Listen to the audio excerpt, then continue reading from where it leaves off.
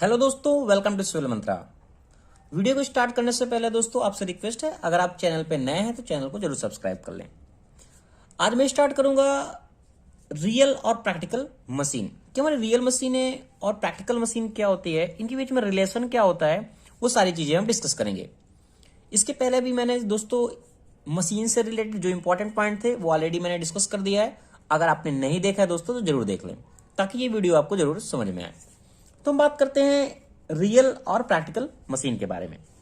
आपको दोस्तों पता है कि कोई भी मशीन हमारी, कह सकते हैं कोई भी मशीन हमारी क्या होती है, आइडियल नहीं हो सकती। No machine is ideal. इसके रीजन क्या है, उसमें बहुत सारे हमारे क्या होते हैं, लॉसेस होते हैं। कहने का मतलब अगर हम चाहें इसमें 100% इफिशियंसी हो तो नहीं हो सकती। यानी हमने जितना इनपुट दिया किसी भी मशीन में वो आउटपुट के बराबर हो, तब तो हमारी मशीन 100% इफिशियंसी दे रही है, वो आइडियल है। अदरवाइज हमारी मशीन क्या है, आइडियल नहीं है। वो आइडियल क्यों नहीं है, उसके भी दोस्तों क्या रीजन है। हमारी जो मशीन है वो फ्रैक्शन लॉसेस होगी, फ्रैक्शन लॉसेस होगा, उसमें हीट जनरेट होगी। तो ये सारे कुछ इंपॉर्टेंट पॉइंट हैं जो हमारी मशीन को क्या करते हैं, 100% इफिशियंसी देने से रोकते हैं। और ये ऑब्वियसली ये पॉइंट होते भी हैं, क्योंकि हमारी मशीन ऐसी नहीं बनी है जो 100% हमारी इफिशियंसी दे। ओके, तो इसलिए हम क्या करते हैं, फॉर ए रियल मशीन को कंसीडर करते हैं। ओके, तो अगर हमारी मशीन अगर आइडियल नहीं है तो जो इफिशियंसी है उसकी वो 1 से कम होगी, 1 से लेस होगी। ओके, ये सारी चीजें कुछ इंपॉर्टेंट पॉइंट थे, वो मैंने बता दिए। अगर मैं इसमें रिलेशन फाइंड करूं कि रियल और प्रैक्टिकल मशीन में, तो रिलेशन कैसे फाइंड कर सकता हूं। देखो, अगर मैं यहां बात करूं आउटपुट एनर्जी की, किसकी, आउटपुट एनर्जी। आउटपुट एनर्जी हमारी कितनी होगी, क्या इनपुट के बराबर होगी। अगर मैं बात करूं output energy equal to input energy, तो हो सकता है नहीं, क्योंकि इसमें क्या होगा, कुछ लॉस होगा। मैंने मान लिया एनर्जी क्या हो रही है हमारी, स्पेंट हो रही है, energy spent in fraction. Okay, तब तो हमारी एक्चुअल में है कि हमारी मशीन आउटपुट हमें एनर्जी कितना फाइंड होगा, input energy minus energy of the fraction. कहने का मतलब जो हमने इनपुट दिया और उसमें जो लॉसेस हो रहे हैं वही हमारा आउटपुट के बराबर होगा। ओके, तो मैंने मान लिया जो हमारा P है वह एक्चुअल है, क्या है, एक्चुअल इफर्ट है अप्लाइड फॉर रियल मशीन के लिए। किसके लिए, रियल मशीन के लिए। ओके, और हमारा जो P डैश है वह आइडियल इफर्ट है in the absence of fraction, तभी तुम्हारी आइडियल है। इसलिए मैंने एक रिलेशन फाइंड करने के लिए मैं आपको बता रहा हूं, ये मैंने मान लिया जो P डैश है वो हमारी क्या है, आइडियल इफर्ट है। यह तो हमारा क्या था, एक्चुअल था। एक्चुअल का मतलब वो हमारी एक रियल है जो फ्रैक्शन लॉसेस से कंसीडर हो रही। अब हमने जो P डैश मान लिया वो हमारी क्या है, आइडियल इफर्ट है। आइडियल इफर्ट कब है, जब फ्रैक्शन इसमें नहीं होगा, फ्रैक्शन नो, यानी एब्सेंस ऑफ फ्रैक्शन।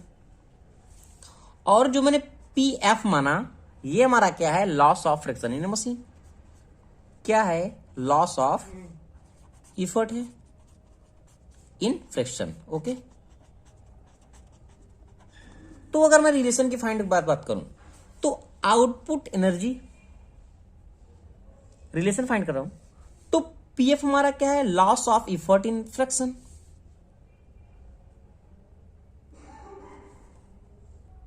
तो अगर मैं फ्रैक्शन लॉस को फाइंड करना चाहूं तो मैं कह सकता हूं ना, जो हमारी P है या P डैश है, यानी जो हमारा एक्चुअल इफर्ट था और जो हमारा आइडियल इफर्ट है, दोनों को अगर माइनस कर दें तो हमें पता चल जाएगा ना कि हमारा PF फ्रैक्शन लॉस कितना हुआ।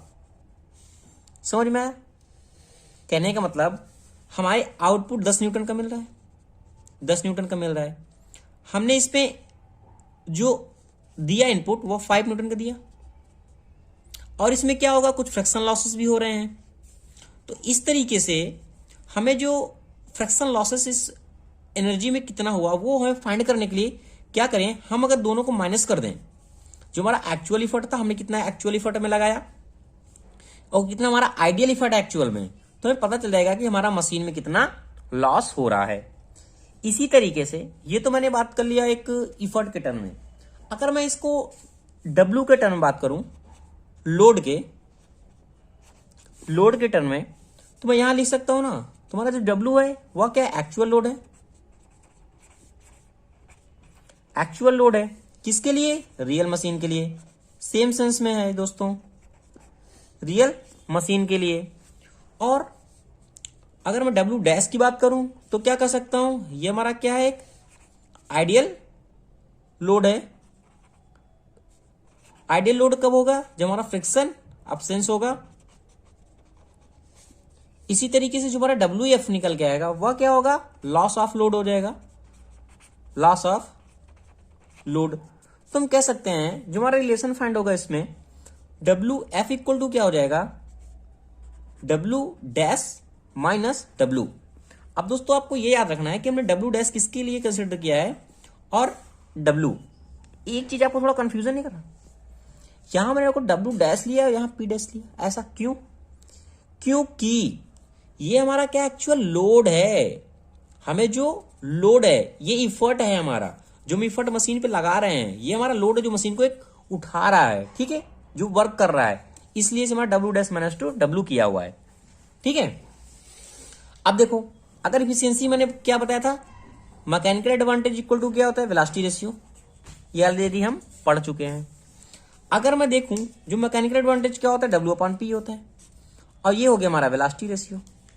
तो मैं ऐसे ही से लिख सकता हूं ना, W upon P into 1 upon V into R. आप देखना मैं क्या कहना चाहता हूं यहां, अगर मैं यहां आइडियल की बात करूं तो इफिशियंसी इक्वल टू 1 होती है फॉर आइडियल कंडीशन के लिए। अगर हमारी आइडियल नहीं है तो हमारी इफिशियंसी क्या होगी, 1 से हमेशा लेस आएगी। ओके, जब 1 से लेस आएगी तो हमारा जो आउटपुट है इक्वल टू इनपुट नहीं होगा।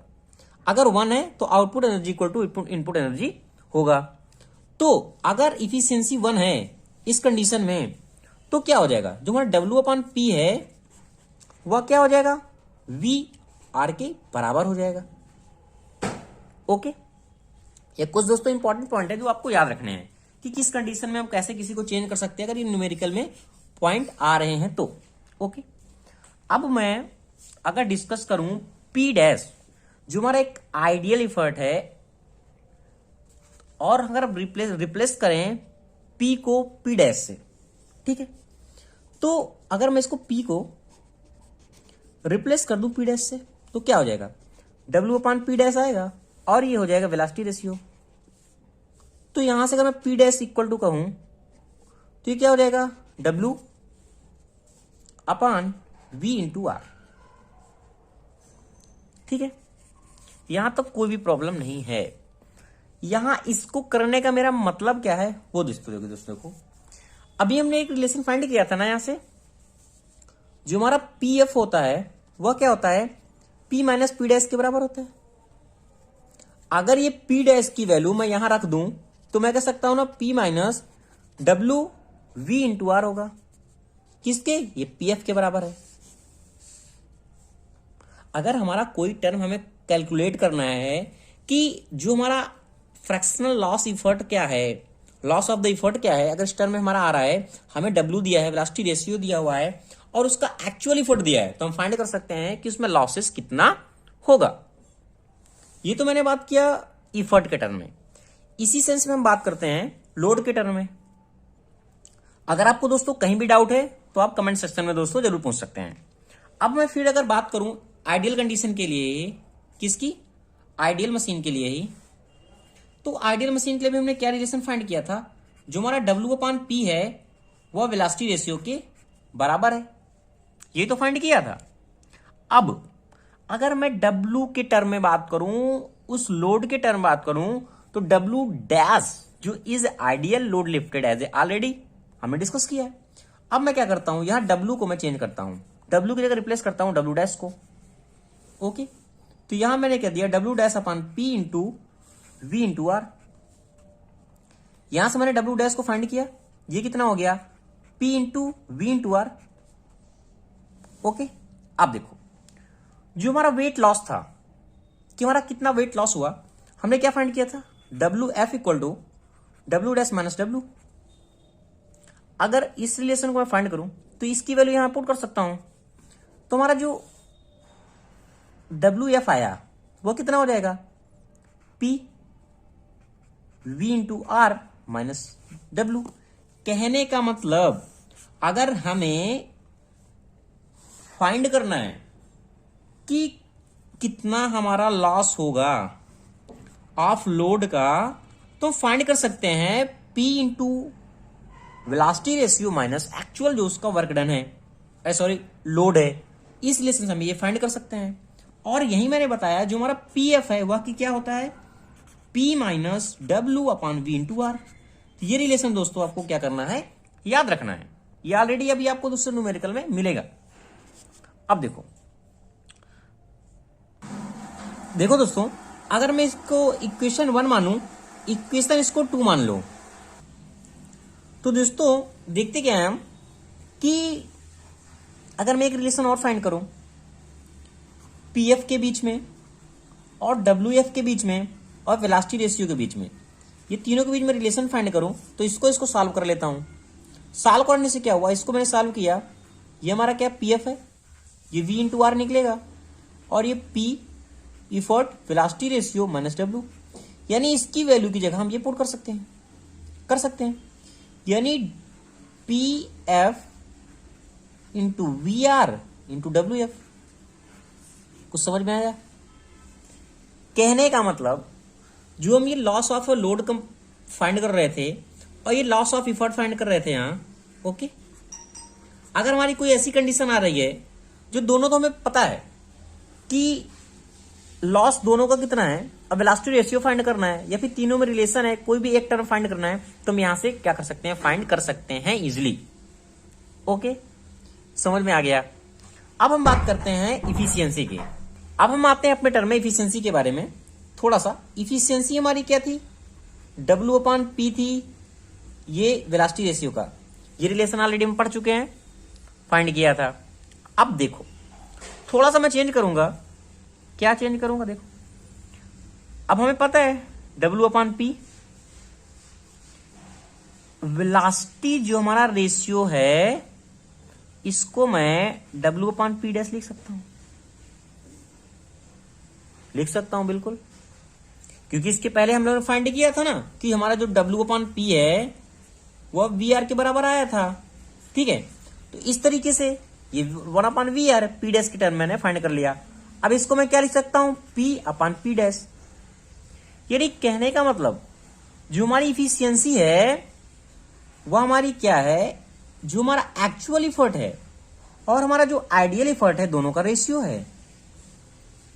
ओके, इसी तरीके से अगर मैं लोड के टर्म में बात करूं तो हमारा जो W है वह हमारा W डैश का रेशियो है। इस तरीके से हम इफिशियंसी फाइंड कर सकते हैं अगर हमें दिया हुआ है कि हमारा आइडियल क्या है और हमारा एक्चुअल क्या है। तो ये दोस्तों था मेन बेसिक जो मैंने डिस्कस किया रियल और प्रैक्टिकल मशीन के बारे में और जो रिलेशन इंपॉर्टेंट थे। Thank you watching this video दोस्तों। अगर आपको वीडियो अच्छा लगा है दोस्तों तो प्लीज लाइक करें, शेयर करें और कमेंट करें।